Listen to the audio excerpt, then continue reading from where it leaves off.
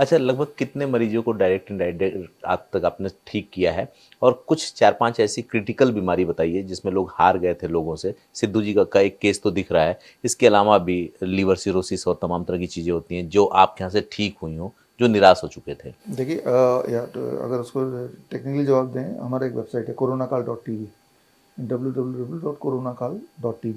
इसमें जाएंगे तो करीब 10,000 पेशेंट्स या उससे ज़्यादा पेशेंट्स के video testimony with their reports मिल हुँ, जाएगा आपको। हुँ, तो ये तो वो पेशेंट हैं जो तैयार हो जाते हैं ठीक होने के बाद, हम वीडियो देने को तैयार हैं हुँ। या हम ले पाते हैं, सबका नहीं लेते हम, मान लो हर 200-300 में एक पेशेंट का ले लेते होंगे। तो आप अंदाज़ा लगा लीजिए अरे! कितने फिर तो पेशेंट हैं। बहुत लंबी संख्या हो गई। हाँ, और अब 10,000 में से मुझे लगता नहीं ऐसी कोई बीमारी है जिसके पेशेंट उन 10,000 में नहीं होंगे, चाहे वो पार्किंसन हो, चाहे वो डिमेंशिया हो, चाहे डायबिटीज़ टाइप 1 हो, चाहे ऑटो इम्यून डिजीज़ हो, या इवन ADHD हो, या ऑटिज़म हो, है ना। तो कैंसर तो है ही है, कैंसर का तो सबसे ज़्यादा पेशेंट हमारे पास, किडनी फेलियर हो, डायलिसिस वाले पेशेंट, डायलिसिस बाहर निकलना हो। तो धरातल पे आप एक सिंपल अगला हमारा कैंप है 24, 25, 26, हर महीने एक कैंप करते हैं। उस कैंप में 100 पेशेंट आते हैं। आप देखेंगे कम से कम 100 पेशेंट आते हैं, 200 बीमारियां हैं, हर हुँ, एक को ऑन एवरेज 2-2 बीमारियां हैं। तो 200 तरह की बीमारियां तो एक ही ग्रुप में हो गई, हाँ, है ना। होगी। और वो 3 दिन का कैंप होता है। हाँ, 3 दिन के कैंप में हमारा ये होती है कि तीसरे दिन तक उसको रिजल्ट भी देना है।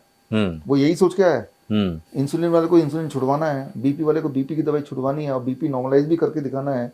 कोई पेन के लिए आया तो पेन खत्म करना है, कोई माइग्रेन के लिए आया तो माइग्रेन खत्म करना है, या 50% तो खत्म करना है कम से कम। नींद नहीं आ रही तो नींद, कुछ तो नींद आनी चाहिए उसको। हुँ, जिसके पेट भरा हुआ है, पेट फूला हुआ है, कुछ तो कम होना चाहिए, वेट भी कम होना चाहिए। तो आप देखेंगे कि लगभग हर तरह की बीमारियां एक ही ग्रुप में मिल जाएगा आपको। हुँ, और वो थर्ड डे उनके जाने से पहले उनकी रिपोर्ट कार्ड, वो भी ऑनलाइन लाइव, ओके, जब उनको बता रहे होते हैं वो लाइव चल रहा था हमारे फेसबुक यूट्यूब में। अच्छा। हाँ, ताकि लोगों को उसी वक्त दिखे। अगर उनके बारे में कुछ ऐसा बोलेंगे जो उनको फ़ायदा नहीं हो तो वही बोलेगा ना, ये आप झूठ क्यों बोल रहे हो, है हुँ, ना। तो ये मैं इसलिए बता रहा हूँ क्योंकि आप लोग जो मुझे सुन रहे हैं तो वो लाइव में जुड़ेंगे तो आप देखेंगे कि 3 दिन लगते हैं बॉडी को ट्रांसफॉर्म करने में। 3 दिन, और 3 महीने में तो बॉडी का पूरा खून ही बदल जाता है। ओके, अगर हम 3 महीने बाद मिलते हैं या टेक्निकली 4 महीने बाद मिलते हैं, आपका मेरा जो ब्लड आज घूम रहा है वो नहीं मिलेगा, अच्छा, सारा नया होगा। ओके, तो बड़े से बड़ा बीमारी का भी तो एक साइकिल 3-4 महीने का ही तो है। हुँ, अगर वो करे जो मैंने अभी थोड़ी देर पहले बताया था, हुँ, तो it is a cycle of 3-4 months. हुँ, तो बड़ी बीमारी कोई नहीं होती, अगर इंसान खा सकता है हुँ, तो फिर वो जी सकता है। हम हुँ, ये पूछते हैं, हमारे यहाँ पे इंस्ट्रक्शन है, कोई पेशेंट है कौन से लेना है कौन से नहीं लेना है। कई बार होता है ना हॉस्पिटल में रिजेक्ट करते हैं, ये हुँ, पेशेंट तो रेफर कर देते हैं। हुँ, हमने एक कोविड सेंटर खोला था, देश का सबसे बड़ा कोविड सेंटर है हुँ, अहमदनगर में।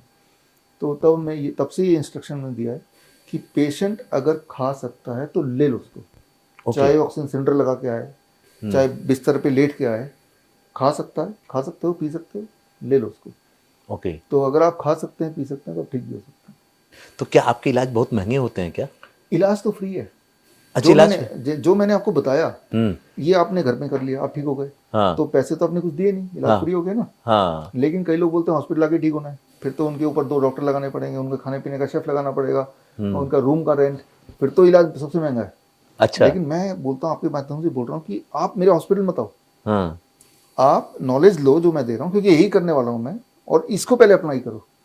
हमारे 99% तो वो लोग हैं जो ठीक होने के बाद मिलते हैं, हुँ, कहीं एयरपोर्ट मिल जाते हैं, कहीं मिलने आ जाते हैं, वो अलग बात है। तो तो इस तरह से इलाज फ्री। हुँ। लेकिन अगर हॉस्पिटल आकर रुकना चाहते हैं फिर तो वो किस तरह की आपको फैसिलिटी चाहिए, that becomes a different story. लेकिन आई ऑलवेज एनकरेज कि हमारा मोटिव है कि घर पे फ्री हो जाओ डिजीज से। करना ये है जो मैं बता रहा हूँ, सिंपल चीज़ें, एटलीस्ट स्टार्ट विद दिस। अच्छा, थोड़ा-सा बताएँ, मतलब आसान शब्दों में कि टाइप 1, टाइप 2 जो शुगर है, ये क्या है और क्या ये खानदानी होता है या किसी को भी हो जाता है? खानदानी किसी को भी नहीं होता, पहली बात तो ये है। अच्छा, ये क्या टाइप 1 क्या होता है, बच्चों में होता है, ओ बच्चे इंसुलिन डिपेंडेंट हो जाते हैं। जो बच्चे वैक्सीन के प्रकोप को झेल नहीं पाते, हुँ, तो ऑटो इम्यून रिएक्शन बॉडी में होता है, तो उसके बॉडी इंसुलिन कम बनाती है। वैक्सीन मतलब जो शुरुआत में बर्थ होने लेने के हाँ बाद हाँ, जो लगते हैं पोलियो, उनको? BCG वगैरह। ओके, मैं तो बोलता हूँ कोई वैक्सीन मत लगाओ, मेरी बेटी है, एक भी नहीं लगाया उसको। बस जिस दिन उसको पैदा हुई थी ना, उस दिन उसके सेकंड डे नर्स ने, हमने लिख के दिया था नहीं लगाना, तब भी पता नहीं क्या घुसा दिया, और हाँ, मैं तो लेके फिर घर आ गया। तो हाँ, उसको छोड़ दें अगर, हाँ, उसके बाद कभी सुई नहीं लगाया, अभी 11 साल की हो गई वो। तो आप जो वैक्सीन से जो कई बच्चों की बॉडी झेल नहीं पाती है, तो उससे ऑटो इम्यून डिजीज हो जाता है type 1। It is auto immune, मतलब बॉडी के सेल बॉडी को ही खा रही है। और वो टाइप 1 वाले जो बच्चे हैं वो दवाइयों से नहीं ब्लड शुगर कंट्रोल होगा, उनका ब्लड शुगर कंट्रोल होगा सिर्फ इंसुलिन से। और उनको अभी तक का जो डेटा है कि उनको फिर जिंदगी भर इंसुलिन लेना पड़ता है। लेकिन जो अगर वो बच्चे हमारे पास आ जाते हैं तो हम वही डाइट जो मैंने बताया डीआईपी डाइट पे जाते हैं तो उनकी इंसुलिन छूट जाती है, वो ठीक हो जाते हैं 60% ऑफ देम। 40% की इंसुलिन कम हो जाती है, पूरी तरह नहीं छूटती। तो दैट इज टाइप 1।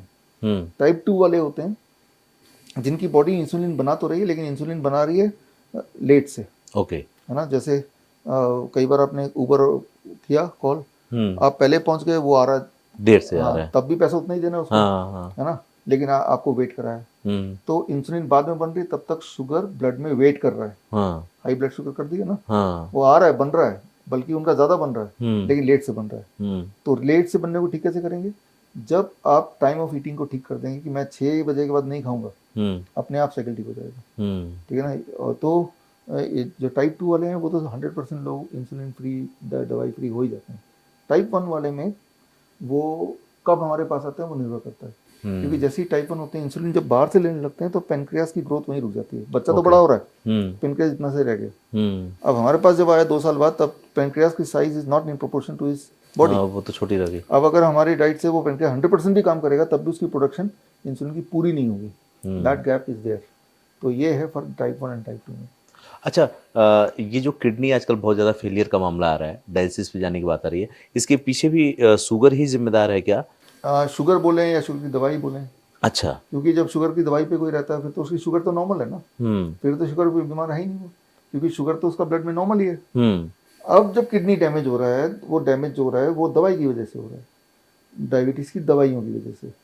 तो वो डायबिटीज़ की दवाई की वजह से होता है, पैरासीटामोल की वजह से होता है, बीपी की दवाई की वजह से होता है। पैरासीटामोल को तो लोग बहुत सेफ दवा मानते हैं। हाँ, इंटरेस्टिंग बात यह है कि दुनिया में सबसे डेंजरस दवाई की खिताब पैरासीटामोल को मिला हुआ है। अच्छा, हाँ, दुनिया में अगर कोई एक दवाई चुनना हो कि भाई सबसे डेंजरस, तो पैरासीटामोल है। पैरासीटामोल दुनिया में ना हो तो आधी लीवर बीमारियां नहीं हो। आप सुनने के बाद ना मुझे लगता है कि बहुत ज़्यादा जो सबसे ज़्यादा लोग खाते हैं ना वो पैरासीटामोल ही खाते हैं, बहुत नुकसान होगा उन लोगों का। अरे वो तो नुकसान से बच जाएंगे, क्योंकि पैरासीटामोल खाने से सीधा कैंसर, सीधा अल्सर, सीधा किडनी फेलियर, सीधा, और वो के एक्यूट, मतलब अचानक, रातों रात। ओके। हाँ, रातों रात, यानी कि भाई over the period of 10 years, अचानक। तो इट इज सो डेंजरस। हाँ, तो ये तो एक जग जाहिर है, उसको खिताब भी मिल गया है। तो हम बोलते हैं पैरासीटामोल कभी मत लेना। वही मैंने बताया कि बुखार हो गया, जो कारण से पैरासीटामोल लेते हैं आप, बुखार हो गया, बॉडी के हो गया, ये 2-4 चीजें हैं, तो वो बॉडी एक हो गया ना, बुखार हो गया ना, आप गर्म पानी के बाल्टी में दोनों पैर रख के बैठ जाओ आधे घंटे में।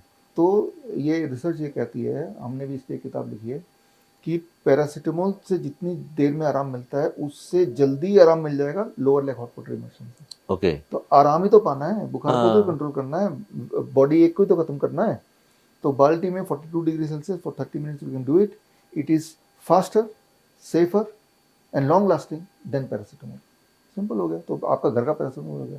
तो फिर ये जो डायलिसिस मरीज जाते हैं, आप ये कहते हैं कि आप उनको वापस ले आते हैं और डायलिसिस से उतार देते हैं, या किडनी के रोगी को आप किडनी दुरुस्त कर देते हैं, ये कैसे करते हैं? अमूमन लोग ये मानते हैं कि तो लास्ट स्टेज होती है डायलिसिस। हाँ, लास्ट स्टेज होती है। जो लोग ये नहीं करेंगे तो डायलिसिस, यानी कि पेशाब ठीक से निकल नहीं रहा, किडनी अपना काम नहीं कर रही, तो ब्लड, जैसे मेरा 5 लीटर खून है, तो डायलिसिस मशीन क्या करेगा, मेरे बॉडी से खून निकाल के खुद ही छान के वापस बॉडी में भर देगा जी, है ना। तो लेकिन जब आप गर्म पानी के टब में बैठेंगे 40 डिग्री सेल्सियस में, तो आपका skin becomes a third kidney.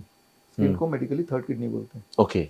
पसीने का एक सैंपल लेंगे और यूरिन का एक सैंपल लेंगे, तो दोनों में कॉम्पोजिशन सेम ही मिलेंगे। दोनों में क्रेटिनिन मिलेगा, यूरिया मिलेगा, यूरिक एसिड, पोटेशियम, सोडियम मिलेगा।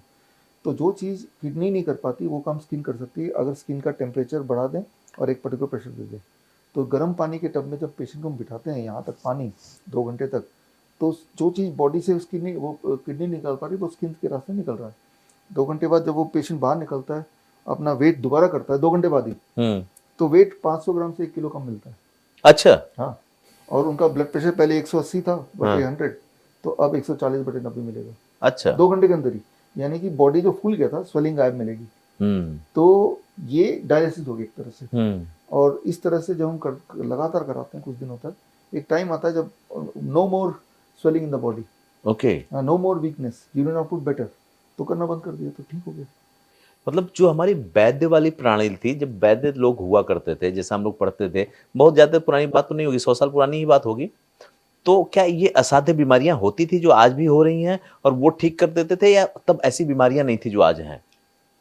क्योंकि तब आप काम वैद्य वाला कर रहे हैं, इसलिए मैं हाँ पूछ रहा हूँ ये। हाँ हाँ, ये जो मैंने बताया इसको आयुर्वेद में स्वेदन कहते हैं, हुँ, ठीक है ना। तो और तब भी होती थी, इतनी तादाद में तो डेफिनेटली नहीं होती थी।